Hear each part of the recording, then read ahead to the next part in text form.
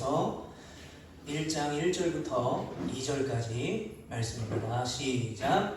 하나님의 뜻으로 말미암아 그리스도 예수의 사도된 바울과 형제 디모데는 골로새에 있는 성도들 곧 그리스도 안에서 신실한 형제들에게 편지하노니 우리 아버지 하나님으로부터 은혜와 평강이 너희에게 있을지어다. 아멘.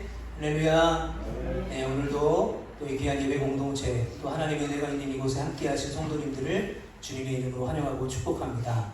이 시간에는 골로새서 1장 1절부터 2절까지 말씀을 가지고 애쓰며 살아가는 우리에게 라는 말씀의 제목으로 함께 은혜를 나누겠습니다.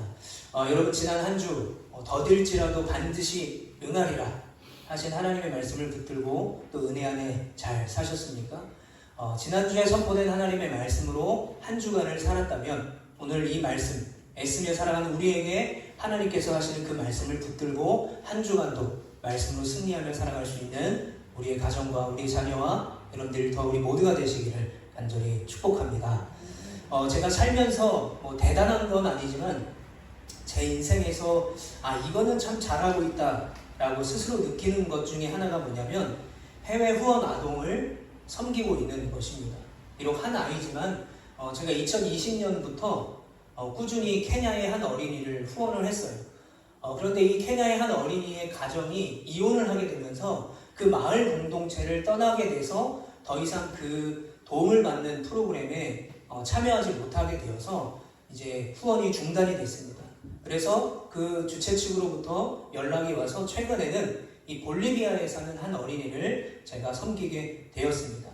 화면을 보시면 여러분들이 보시기에 왼쪽이죠. 왼쪽에는 제가 2020년부터 후원했던 우리 가정이 후원했던 케냐의 어린이가 편지를 보낸 내용이에요. 아마도 어머니가 써준 것 같은데 그 밑에 부분에 뭐라고 나있냐면 최근에 어머니와 이 블레징이라는 아이가 그 마을 커뮤니티 어떤 프로그램에 이제 참여할 수 없게 되었다 라는 말이 쓰여져 있습니다. 이게 그 케냐 어린이의 마지막 편지였어요. 자, 그래서 제가 이제 두 번째로 볼리비아 어린이를 섬기게 되었는데 저에게 처음으로 온 편지입니다. 스페인어로 써 있어가지고 제가 알아듣지 못하고 밑에 영어가 써 있어가지고 대충 알아듣게 됐는데 제가 말씀드리고 싶은 거는 저는 살면서 케냐를 한 번도 가본 적이 없어요. 볼리비아도 가본 적이 없고요. 제가 5년 동안 후원한 저 케냐 어린이를 만나본 적도 없습니다. 또 볼리비아 어린이를 제가 후원하게 됐는데 저 어린이도 만난 적이 없어요. 자, 그리고 그 주최 측에서 이 편지를 공개할 때는 반드시 이 아이의 퍼스트 네임을 말하지 말아달라고 했어요. 이 케냐의 한 어린이와 볼리비아의 한 어린이를 제가 지금 섬기고 있습니다. 제가 왜 이 아이들을 섬기냐면 제가 받은 사랑의 빚진 자이기 때문에 그 사랑을 조금이나마 나눌 수 있는 것이 뭐가 있을까라고 해서 섬기고 있어요. 그래서 저는 제 인생에서 잘한 것 중에 하나가 이게 아닐까. 그래서 이거는 제가 평생에 좀 꾸준히 해야 될 섬김이 아닐까라는 생각을 하게 됩니다. 여러분 오늘 이 편지 골로새서를 쓰고 있는 사람 사도 바울도 마찬가지예요. 자, 골로새서는요 사도 바울이 쓴 13권의 서신서 편지가 있는데 바울이 로마 감옥에 있을 때 썼던 편지 중에 하나가 바로 이 골로새서입니다. 에빌골몬이라고 해서 에베소서, 빌립보서, 골로새서, 빌레몬서가 이제 옥중서신인데 그 중에 골로새서가 바로 옥중에서 편지를 쓴 내용입니다. 자, 그런데 골로새서 4장 18절에 보게 되면 이렇게 말하고 있습니다. 나 바울은 친필로 문안하노니 내가 매인 것을 생각하라. 은혜가 너희에게 있을지어다. 자, 지금 감옥에 갇혀있는 바울이 골로새 교회에게 편지를 하고 있는데 자신의 상황에 대해서 뭐라고 표현하고 있냐면 매인 것이라고 표현하고 있습니다. 내가 매인 것을 생각하라. 자, 이 매인 것은 어떤 의미냐면 묶여있는 상태거나 족쇄가 채워진 상태를 뜻해요. 많은 신학자는 실제로 이 골로새 교회 편지를 쓸 때 바울이 족쇄가 채워진 채로 감옥에 구금되어 있었다 또는 밧줄로 묶여있다라고 말을 하지만 이게 또 어떤 의미를 담고 있는 거예요. 그렇게 밧줄로 묶여지고 족쇄가 채워진 상태는 아니었지만 그만큼 삼엄한 감시 속에서 고난 속에서 감옥에 있다라고 표현하는 내용입니다. 특별히 골로새서 쓸 때는 어려운 상황 가운데 있었어요. 그리고 바울이 감옥에 갇혀 있었다라고 했을 때 가택연금이라는 걸 당할 때도 있었습니다. 그러니까 로마의 한 집에서 군인의 감시를 받으며 자유롭게 집에서 활동할 수 있는 그 가택연금도 있었어요. 그러니까 이 골로새서를 쓰고 있을 때는 가택연금 수준이 아니라 더 강한 삼엄한 감시를 받고 어려운 상황 가운데 있었다는 것입니다. 자, 그렇다면 바울이 이 골로새 교회를 얼마나 사랑하길래, 또 골로새 교회에 얼마나 많은 애정과 관심이 있길래 이런 어려운 상황에서 그것도 친필로 편지를 쓰고 있을까요? 그런데 놀라운 건 뭐냐면 이 골로새 교회는 바울이 세운 교회가 아니라는 거죠. 실제로 바울은 골로새 교회를 가본 적도 없고요, 골로새 교회 성도들을 만나본 적도 없어요. 자, 그렇다면 이 골로새 교회는 어떻게 세워졌을까? 바울이 에베소라는 곳에서 이제 복음을 전하기 시작합니다. 바울이 보통 복음을 전할 때는 그 지역에 있는 회당에 가서 유대인들에게 복음을 전해요. 그런데 그 회당에서 복음을 전하는 것이 반대에 부딪히게 돼서 제자들을 따로 불러서 매일 오전 11시부터 오후 4시까지 하나님의 말씀을 강론하게 됩니다. 자, 거기가 어디냐? 바로 두란노 사원이에요. 그래서 사도행전 19장 10절에 이렇게 말합니다. 2해 동안 유대인이나 헬라인이나 다 주의 말씀을 듣더라. 자, 회당에서 복음을 전하지 못한 사도 바울이 두란노 서원이라는 곳에서 하나님의 말씀을 강론했더니 유대인이나 헬라인이나 할 것 없이 다 몰려와서 하나님의 말씀을 들었다는 거예요. 자, 바로 이때 에바브라라는 사람이 이 두란노 서원에서 하나님의 말씀을 듣게 됩니다.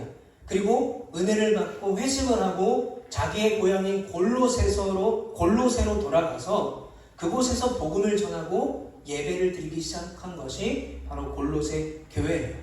그래서 이 골로새 교회의 첫 개척 멤버는 우리가 잘 알고 있는 이 빌레몬서의 빌레몬, 그리고 빌레몬의 아내, 그리고 빌레몬의 아들 아키포와 에바브라가 시작한 교회가 골로새 교회입니다. 그래서 나중에 이 아키포는 이 골로새 교회의 초대 담임 목사, 감독이 됩니다. 자, 이 에바브라가 아무튼 골로새 교회를 세웠습니다. 그런데 에바브라가 로마까지 가서 바울을 만나게 됐어요. 왜 만났냐? 바울을 만나서 지금 골로새 교회를 자신이 세워서 열심히 사역을 하고 있는데 이 골로새 교회에 여러 가지 문제와 위기가 생긴 거예요. 그래서 그것을 의논하기 위해서 바울에게 가서 바울에게 말하게 된 것입니다. 자, 그래서 그 이야기를 들었던 바울은 한 번도 가보지 못했지만, 그리고 골로새 성도들을 만나보지도 못했지만 그 문제를 해결해 주기 위해서 친히 친필로 편지를 쓰고 있는 것이 바로 골로새서입니다. 자, 오늘 본문 2절 말씀 같이 한번 읽어보겠습니다. 시작. 골로새에 있는 성도들 곧 그리스도 안에서 신실한 형제들에게 편지하노니 우리 아버지 하나님으로부터 은혜와 평강이 너희에게 있을지어다. 아멘. 자, 바울은 골로새 교회를 세우지 않았습니다. 개척하지 않았어요. 한 번도 그곳에 가본 적도 없고요, 골로새 교인들을 만나본 적도 없지만 골로새 성도들을 향해서 이렇게 표현하고 있습니다. 그리스도 안에서 신실한 형제들에게 편지하노니. 자, 표준 세번역에 보면 골로새에 있는 성도들 곧 그리스도 안에 있는 신실한 형제 자매들에게 편지합니다 라고 말해요. 영어 성경을 봐도 brothers and sisters라고 말하고 있습니다. 형제들에게 말하는 것이 아니라 그리스도 안에 있는 신실한 모든 자들에게 바울이 편지하고 있는 거예요. 골로새 교회는 아까도 말씀드렸지만 에바브라가 세운 교회죠. 그러니까 그 당시에 복음하면 가장 유명했던 사람, 교회를 세운 사람 하면 가장 유명했던 사람이 누구였냐면 사도 바울이었어요. 그러니까 사도 바울이 세운 교회가 아닙니다. 그리고 뭐 사도 바울을 따라다녔던 디모데나 신라 같은 유명한 사람이 세운 교회가 골로새 교회가 아니었어요. 자, 그런데 이 골로새 교회에 어떤 어려움이 있냐면 로마의 압박과 압제가 있었어요. 그러다 보니까 사도 바울이 직접 세워서 직접 목회를 한 교회가 아니었기 때문에, 또 또 사도 바울과 함께 복음을 전했던 디모데나 신라가 세웠던 교회가 아니었기 때문에 유독 그 어려움을 이겨내기가 어려웠던 교회가 골로새 교회였어요. 근데 그렇게 어려운데 복음의 영웅이라고 할 수 있던 이 사도 바울이 뭐라고 말해요? 우리는 그리스도 안에서 한 형제요 자매다. 너희에게 은혜와 평강이 있을지어다 라고 말하고 있으니 어려움 가운데 있고 낙심 가운데 있었던 이 골로새 교회 성도들이 얼마나 큰 위로를 받았겠습니까? 그 복음을 전하다가 옥에 갇힌 저 바울, 복음의 영웅 그 바울이 우리에게 한 형제래, 그리스도 안에서 한 형제래, 우리에게 은혜와 평강이 넘치기를 기원한대. 참 많은 이 편지가 힘과 위로가 되었을 거예요. 저는 이 말씀을 준비하면서 우리 교회가 이런 교회가 되었으면 좋겠다라는 생각을 해봤습니다. 저희 교회 등록한 형제님이 계세요. 이 옆에 이제 자활센터라는 곳이 있는데 이곳에서 일하시는 분입니다. 과거에 어떤 여러 가지 문제도 있고 그랬지만 교회에 나와서 예배를 같이 드렸어요. 근데 한참 같이 예배를 드리시다가 어떠한 일 때문에, 개인적인 일 때문에 한참 교회를 또 못 나오셨습니다. 그러다가 이제 술도 마시게 되고 다시 이렇게 세상에 빠지게 되었는데, 그래서 제가 일부러 연락을 자주 안 드렸어요. 또 부담스러우실까봐. 근데 어느 날 제가 이제 부활절 전전날이죠. 교회에 청소를 하고 있는데 찾아오셨어요. 딱 처음 만났는데, 오랜만에 만났는데 거의 한 달인가 넘게 만났어. 살이 너무 많이 빠지신 거예요. 치아가 안 좋아서, 치아가 많이 빠지셔서 식사를 못하고 계신데요. 그래서 그간에 여러 가지 아픔이 있었고 어려움이 있어서 힘들었고 이런 얘기를 하셔서 이제 부활주일, 이번 주일에는 이제 부활주일인 건 모르셨죠. 교회 꼭 나오겠다고 하셨어요. 그런데 그 다음날 부활주일에 안 오신 거예요. 근데 알고 보니까 이분이 오른쪽 팔이 골절이 돼서 그 주일날 다치셔가지고 교회에 못 오신 거예요. 그래서 우리 병입사님이 죽을 또 사오셔서 또 그 죽을 또 갖다 드렸어요. 갖다 드렸는데 이분이 계속 저한테 뭐라고 말씀하시냐면 죄송하다는 거예요. 죄송하다는 거예요. 제가 뭐가 죄송하냐고. 우리 교회가 사랑으로 섬기는 거고 또 우리 교회 성도님이니까 이렇게 하는 거다. 당연한 거다. 그리스도 안에서 우리가 가족이기 때문에 조건 없이 사랑하고 섬기는 거다. 여러분, 우리 교회가 이런 교회가 되기를 원해요. 서로를 돕는 것, 섬기는 것, 세워주는 것, 나누는 것이 나는 이만큼 줬는데 왜 이만큼은 안 주지? 계산하는 것이 아니라 복음 안에서 자유롭게 넘치도록 함께 나누고 섬기는 그런 공동체가 우리 교회가 되기를 바래요. 왜 그럴까요? 우리 안에 은혜와 사랑이 넘치면요, 우리 안에 평강과 그리스도의 그 기쁨이 넘치면, 우리 안에 나눔과 섬김이 넘치면 그게 자연스럽게 우리 이웃들에게 전해지기 때문입니다. 저희 교회가 작년에는 이제 교회 밖에 많은 기관들과 어려운 분들을 섬겼어요.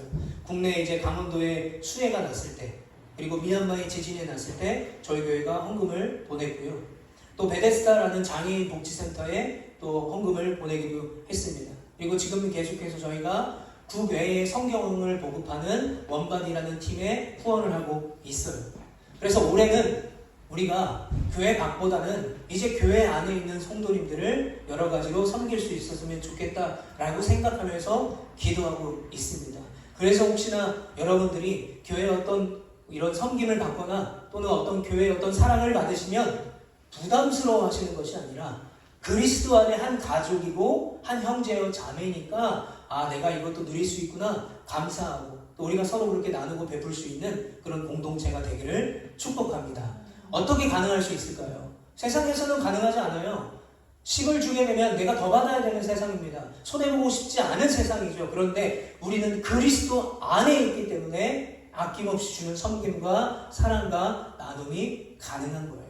여러분, 오늘 본문 말씀에 이 그리스도 안에서 라는 말씀이 아주 중요합니다. 바울의 신학 중에 가장 중요한 것이 바로 이 그리스도 안에서 in Christ, en Christo라는 거예요. 바울은 이 그리스도 안에서라는 말씀을 서신서에서 무려 90회를 반복하고 있어요. 그리고 그리스도 안에서라는 말과 비슷한 말로 주 안에서, 그 안에서라는 말까지 합치면 그리스도 안에서라는 말을 150번이나 반복합니다.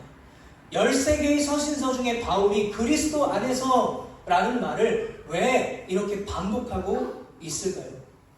여러분, 그 당시에 이 골로새 교회를 포함한 다른 초대교회에 당면한 여러 가지 도전들과 문제들이 있었습니다. 근데 특별히 이 골로새 교회는 아까도 말씀드렸지만 평신도가 세운 교회예요. 사도 바울이 세운 교회가 아니에요. 디모데나 실라가 세운 교회가 아닙니다. 그러니까 영적으로 더 취약할 수밖에 없었어요. 여기 계신 분들은 다들 이제 다른 교단 출신이잖아요. 저도 장로교회에서 이제 세례를 받긴 했지만 성결교단 목회자가 되었고, 제가 어느 날 갑자기 이런 생각이 드는 거예요. 아니, 우리 교회 예배 드리시러 오시는 분들이, 우리 교회 성도님들이 우리 교단은 한 번도 안 계신데 교단을 뛰어넘어서 어떻게 우리 교회에서 이렇게 예배를 드리시지? 참 감사하다는 생각이 들었어요. 그래서 적어도 우리 교회 성도님으로 또 예배를 드리신다면, 주일 성수를 하고 믿음 생활을 한다면 성결교회가 뭔지는 아셔야 되지 않을까라는 생각을 해서 잠깐 소개를 해드리겠습니다. 장로교나 침례교나 감리교는 외국인 선교사들이 복음을 들고 우리나라에서 복음을 전해서 세워진 교회예요. 그래서 미국에 가도 장로교가 있고 침례교가 있고 감리교가 있습니다. 그런데 저희 기독교 대한 성결교회는 1907년도에 이 찰스 카우만과 길보린이라는 사람이 동양에 이제 복음을 전하기 위해서 일본의 동양 선교회 성서학원을 만들게 돼요. 그래서 그곳에서 일본 사람들에게 성경을 가르치기 시작합니다. 그때 세웠던 그 성서학원에 조선에 살았던 김상준과 정빈이라는 사람이 그곳에서 성서학원을 다니고 졸업한 다음에 경성 종로에 있는 조선 야소교 동양선교회라는 곳을 만듭니다. 복음 전도관을 설립해서 거기서 복음을 전하기 시작하고 그곳에 모인 성도님들과 함께 예배를 드리기 시작한 교회가, 그 복음 전도관이 지금 기독교 대한 성결교단이 되었습니다. 그리고 이후에 시간이 흘러서 저희 기독교 대한성결교회에서 나사렛 성결교단이 분리해서 나갔고요. 예수교 대한성결교회가 또 분리해서 나갔어요. 이게 바로 저희 기독교 대한성결교회의 시작이고요. 저희 이 교단이 지향하는 복음은 중생성결 신유 재림의 사중복음입니다. 이 사중복음을 믿는 건강한 복음주의 교단이에요. 그래서 잘 모르시는 분들은 이단이라고 생각하는 분들이 가끔 있어요. 그럼 절대 이단이 아닙니다. 정통 교단입니다. 여러분, 에바브라가 말한 이 골로새 교회, 이 평신도가 세웠기 때문에 여러 가지 영적으로 취약하고 어려울 수밖에 없었던 골로새 교회의 문제는 뭐였냐면 다른 초대교회들과 마찬가지로 이단이 침투했던 거예요. 제가 부활주일에도 잠깐 나눴지만 부활을 믿지 않는 자들, 바로 영지주의가 침투했어요. 이 영지주의는 헬레니즘의 영향을 받아서 이원론을 믿습니다. 무슨 말이냐면 영과 혼은 아주 선한 것이고 무조건 선한 것이고 육은 무조건 악하고 타락한 것이다. 영적인 것이 최고다라고 말하는 사람이에요. 그러니까 우리가 믿음으로 성도가 되었다면 영적으로 풍성하게 살기 위해서는 육을 다스려야 된다. 즉 금욕해야 된다 라고 말해요. 그래서 골로새 교회들에게, 초대교회 성도들에게 계속 이렇게 얘기합니다. 예수 믿는 것 가지고는 안 돼. 믿음으로는 부족해. 고행을 해야 돼. 금욕을 해야 돼. 뭔가를 자꾸 해야 된다라고 강조를 합니다. 자, 이렇게 예수님의 성육신을 거부하고 그리고 부활을 믿지 않는 자들로 인해서 이 골로새 교회에 예수 그리스도를 믿는 그 믿음이 흔들리기 시작하는 거예요. 그 믿음이 왜 흔들립니까? 믿음만으로 부족하다고 자꾸 말하는 거예요. 할례를 받아야 돼. 방언을 해야 돼. 고행을 해야 돼. 순례를 해야 돼. 통변을 해야 돼. 자꾸 믿는 것 외에 뭔가를 더 해야 된다고 말하니까 점점 자기 자신이 초라해지기 시작하는 거예요. 난 방언도 할 줄 모르는데, 나는 할례 안 받았는데, 나는 이방인인데. 그러니까 믿음이 흔들리기 시작하고요. 복음이 혼탁해지기 시작하는 거예요. 그래서 그런 문제를 안고 있는 골로새 교회에게 사도 바울이 편지를 통해서 말하는 것은 아주 심플합니다. 아주 단순해요. 뭐냐면 복음이면 충분하다는 거예요. 예수 그리스도를 믿는 것으로 충분하다는 것입니다. 더 이상 뭔가 필요하지 않다는 거예요. 왜 그럴까요? 바울이 자신의 과거에 살았던 삶을 돌아보면 자신은 절대로 구원을 받을 수 없는 복음을 회방하는 자였어요. 그리고 영지주의자 입장에서 가장 고상하다고 말하는 그 단계에 이르렀던 지식을 가졌던 수많은 세상의 스펙을 가졌던 자기의 모든 대단한 것들이 배설물처럼 여겨졌다는 거예요. 그러니까 이미 우리는 그리스도 안에서 믿음으로 구원받았기 때문에 그리스도 안에 있으면 다른 것은 필요 없다는 거예요. 플러스 알파는 필요 없다. 예수님 한 분만으로 충분하다.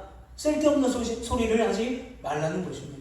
그래서 바울이 계속해서 뭘 강조합니까? 그리스도 안에 있으면 in Christ, 그리스도 안에 있으면, 그 믿음 안에 있으면 그 어떤 것도 필요하지 않다라는 것을 강조하는 거예요. 사랑하는 성도 여러분, 우리도 마찬가지입니다. 우리는 때로는 이렇게 생각해요. 내가 대단하지 않고 부족하고 평범한데 내가 과연 교회를 잘 섬길 수 있을까? 내가 믿음 생활을 잘 할 수 있을까? 때로는 난 이게 부족하고 금식을 더 해야 되고 성경 통독을 몇 번 더 해야 되고 헌금을 막 많이 해야 되고. 그런데 여기에 문제점이 있어요. 뭐냐면 해야 돼가 있는 거예요. 해야 돼. 내가 이걸 해야 돼. 내가 이걸 해야 돼. 뭐죠? 내가 주인이 되는 거예요. 내가 이걸 해야 돼. 그래야 내 믿음이 좋아져 라는 거죠. 그런데 여러분, 내가 믿음으로 준비되면요 당연히 기쁨으로 하게 되는 거예요. 누가 억지로 시키지 않아도 자연스럽게 하게 되는 것입니다. 여러분, 믿음이 억지입니까? 억지로 우리가 믿을 수 있어요? 여러분들 여기서 예배드리는데 억지로 나와 계십니까? 아니잖아요. 우리의 믿음은 어떻게 믿어진 거예요? 그냥 믿어진 거예요. 주님, 내 병을 고쳐주시면 제가 믿겠습니다. 내 이 위기, 인생의 위기에서 나를 구해주시면 믿겠습니다가 아니에요. 그냥 나 같은 사람, 죽을 수밖에 없는 나 같은 사람을 구원해 주신 하나님의 사랑이 그냥 믿어지는 거죠. 그냥 믿어지기 때문에 날 위해 십자가에 달리셨다는 그 은혜가 내 죄 때문을 깨닫게 되니까 눈물이 나게 되는 것이고 울게 되는 것이고 감사하게 되는 것이죠. 억지가 아니라는 거예요. 여러분, 어제부터 시작한 드라마가 있는데 제가 이 드라마 광고를 할 때마다 어떤 생각을 했냐면 제목을 보고 와, 설교 때 인용하기 너무 좋은 제목이다 라고 생각했어요. 오늘 말씀과도 잘 어울립니다. 모두가 자신의 무가치함과 싸우고 있다 라고 하는 드라마가 어제부터 시작을 했어요. 그런데 제가 영어 제목을 봤는데 We are all trying here 라고 말하고 있어요. 여기에는요 무가치하다는 단어가 없어요. 그런데 한글로는 모두가 자신의 무가치함과 싸우고 있다. 그래서 왜 번역을 이렇게 했을까? 곰곰이 고민하고 생각해 봤어요. 그런데 어떤 생각이 들었냐? 저만의 답이 생겼는데 이런 거죠. 굳이 무가치함을 표현하지 않아도 되는 세상을 우리는 살아가고 있다는 거예요. 무슨 말입니까? 우리가 사는 세상은 기본적으로 우리를 무가치하게 만드는 세상을 살고 있다는 거예요. 왜요? 세상은 우리를 증명해야만 해요. 나를 증명해야 됩니다. 증명하지 않으면 무능력하다고 말해요. 나를 증명하지 못하면 가치가 없다고 말하는 세상을 우리가 살아가고 있다는 거예요. 그러나 여러분, 이렇게 우리를 무가치하다고 여기고 나를 증명하지 못하면 무능력하다라고 말하는 이 세상에서 애쓰며 살아가고 있는 우리에게 바울이 말하고 있는 것은 뭡니까? 복음이면 충분하다는 거예요. 복음이면 충분하다. 믿음으로 충분하다.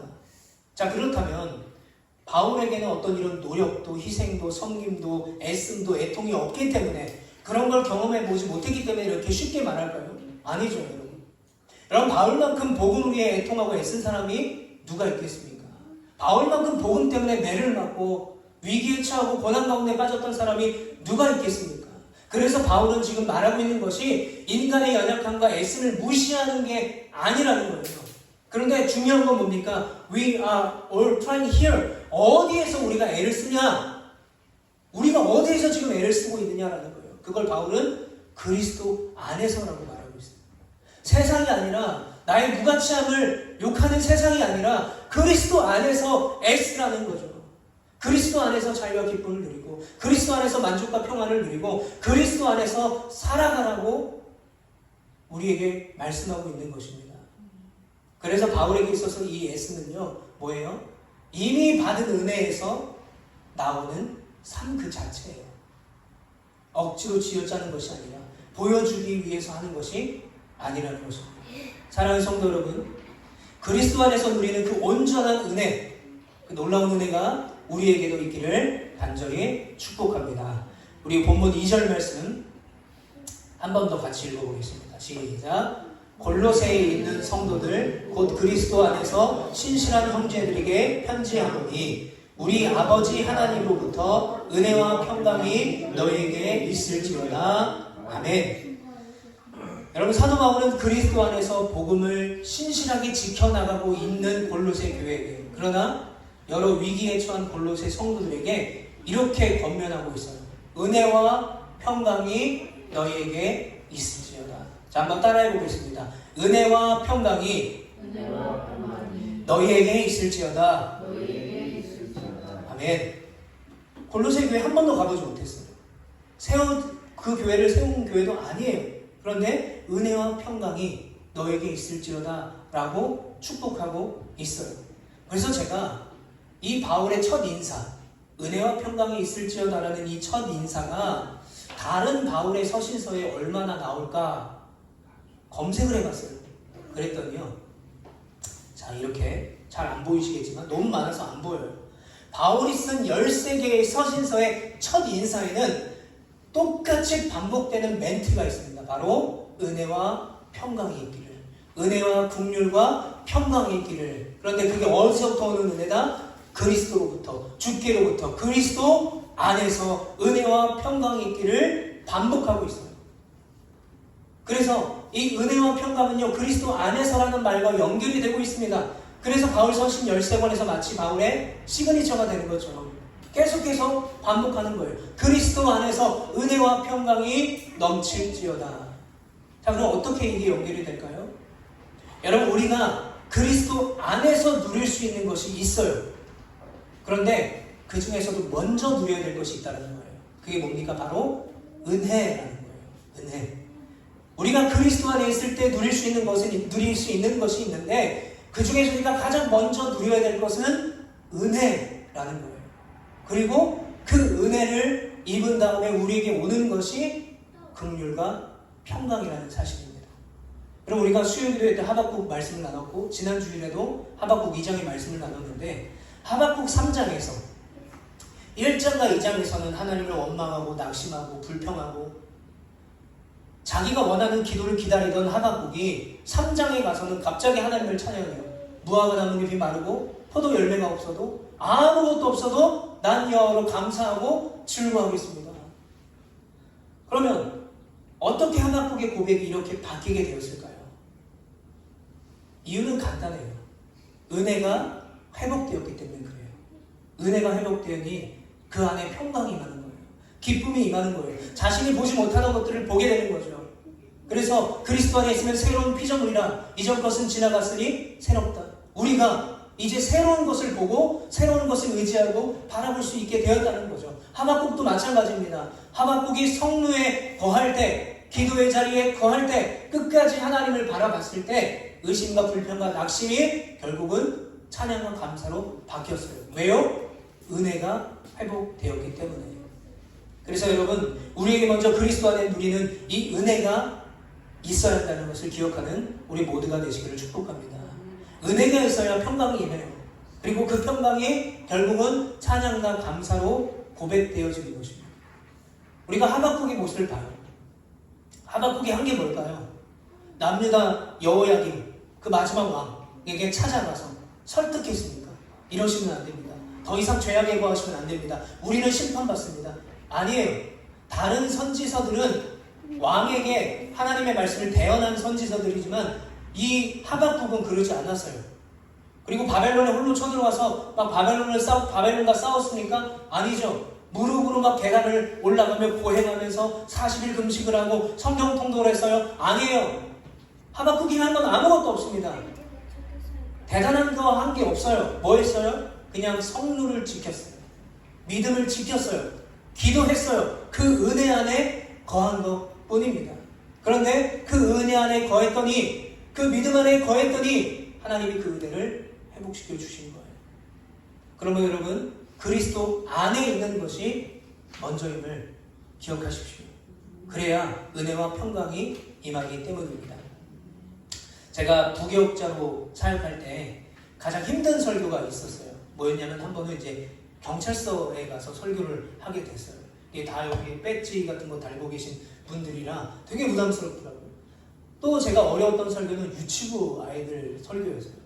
제가 첫살 갔던 인천의 한 교회는요, 6살 아이부터 초등학생까지 같이 예배를 드렸는데, 조그만 교회라 제가 첫 부임해서 첫 설교를 할 때 아직도 기억나요.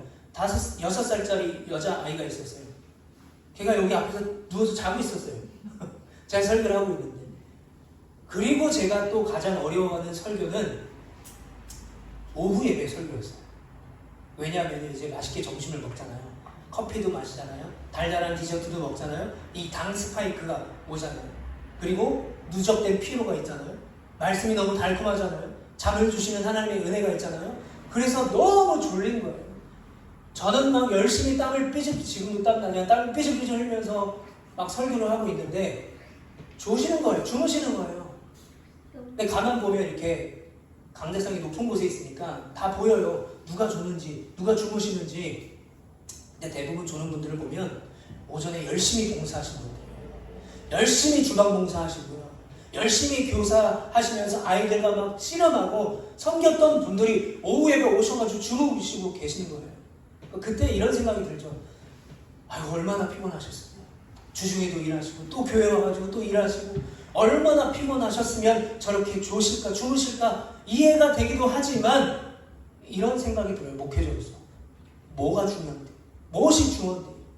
여러분, 섬김이 중요합니까? 봉사가 중요합니까? 예배가 중요합니까? 예배가 중요하죠. 예배의 은혜를 받아야 섬길 수 있는 건 아니겠습니까? 내가 예배의 은혜를 받아야 봉사할 수 있는 건 아니겠습니까? 왜 봉사 섬김 때문에 지치고 번아웃이 되는지 아십니까? 은혜가 없어서 그래요. 행사는 계속되지, 난 뭔가 일을 해야 되지. 은혜는 없는데 행사만 하니까 힘든 거죠. 여러분, 이런 책이 있어요. 다정함도 체력에서 나옵니다. 다정함도 체력에서 나와요. 우리 남편분들이 오빠일 때 기억하시죠? 오빠일 때는 절대로 피곤하지 않아요. 뭐 아무리 왕복 한 50km, 60km를 막 데려다 주고 해도 피곤하지 않아요. 근데 남편이 되는 순간부터 피곤하대요. 왜요? 체력이 떨어져요. 왜 체력이 떨어질까요? 호르몬의 분비가 억제되기 때문에 그렇대요. 그러니까 다정함도 좋은 체력에서 나온다는 거죠. 이런 말이 있습니다. 아주 슬픈 말인데, 오랜 간병에 장사 없다. 얼마나 슬픈 말입니까? 그러니까 체력이 있어야 감사하고 체력이 있어야 다정할 수 있다는 거죠. 여러분, 봉사와 섬김도 마찬가지입니다.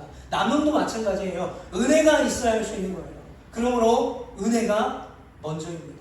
그리고 그 은혜 위에, 우리가 그리스도 안에 있을 때 주어지는 은혜 위에 평강이 임하는 것이고요, 긍휼이 임하는 것이고요, 그럴 때 우리가 사랑과 은혜를 누군가에게 나눌 수 있다는 것입니다.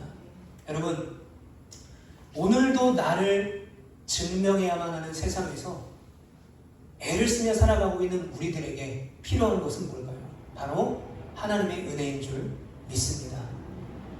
그리고 그 은혜 안에 거함으로 그 은혜를 누리고 그 능력의 자리에 머무시는 여러분 되시기를 축복합니다.